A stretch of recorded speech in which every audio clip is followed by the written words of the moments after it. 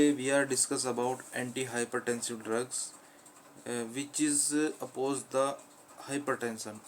इसकी डेफिनेशन होती है, पहले हम हाइपरटेंशन की डेफिनेशन देखेंगे।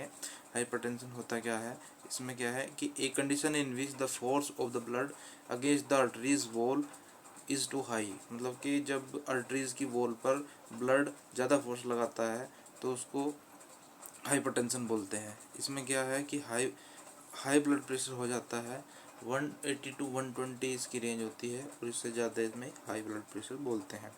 इसमें क्या है कि जब ये blood pressure is equal to cardiac output होता है, इसको सी ए शॉर्ट फॉर्म में बोलते हैं, into systematic vascular resistant SVR बोलते हैं इसको। जबकि जब वेसल्स रेजिस्टेंस करती है फोर्स को तो उसे बोलते हैं सिस्टमिक वस्कुलर रेजिस्टेंस। जब ये दोनों बढ़ जाते हैं तो बीपी भी बढ़ जाता है। अब हम बात करेंगे कि बीपी कैसे बढ़ता है। मैकेनिज्म है, पहले क्या होता है, हमारा एक बैरोरिसेप्टर होता है जो कि सिचुएटेड होता है ओर्टिक और एंड कैरोटिड सिन्यूस में। इसमें क्या होगा कि जो सेंसिटिव, ये हमारा सेंसिटिव न्यूरॉन होता है जो कि कंट्रोल करता है ब्लड प्रेशर को। ये सिग्नल भेजता है एड्रिनल मेडुला को, और जो एड्रिनल मेडुला है वो सिक्रेट करती है कैटेकोलामिन को। कैटेकोलामिन एक्टिवेट करता है सिंपैथेटिक एक्टिविटीज़ को, जो कि बढ़ा देता है उसको। उसके बाद एक्टिवेशन ऑफ, यहाँ पे देख सकते हैं आप, जो β1 रिसेप्टर को एक्टिवेट कर देता है। ये क्या करता है, इससे जब β1 एक्टिवेट हो जाता है तो इसमें क्या होगा कि हार्ट रेट और स्ट्रोक वॉल्यूम बढ़ जाता है। जब हार्ट रेट और स्ट्रोक वॉल्यूम बढ़ जाता है तो इससे क्या होगा कि कार्डियक आउटपुट भी बढ़ जाता है, जिसके कारण बीपी भी हाई हो जाता है। अब हम देखते हैं कि स्मूथ मसल्स में हमारे अल्फा 1 रिसेप्टर होते हैं, जो कि अदर हैंड, मतलब कि दूसरे तरीके से वो भी एक्टिवेट हो जाते हैं सिंपैथेटिक एक्टिविटी के थ्रू। अब इसमें क्या होगा कि जो वेसोकंस्ट्रिक्शन हो जाता है इसमें क्या होगा कि वस्कुलर रेजिस्टेंस बढ़ जाता है। वस्कुलर रेजिस्टेंस बढ़ने की वजह से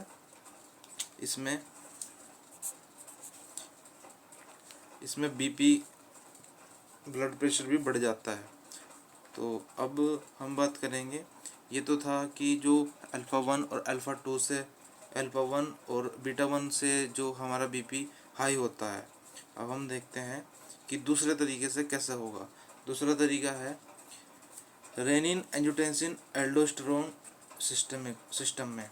इसमें क्या होता है, जो हमारा ये जो किडनी होती है अदर, उसमें मतलब कि किडनी एक एंजाइम रिलीज़ करती है जिसे रेनिन बोलते हैं, और ये क्या करती है, स्टिमुलेट कर देती है सिंपैथेटिक एक्टिविटीज़ को, जो कि बीटा रिसेप्टर के थ्रू होता है।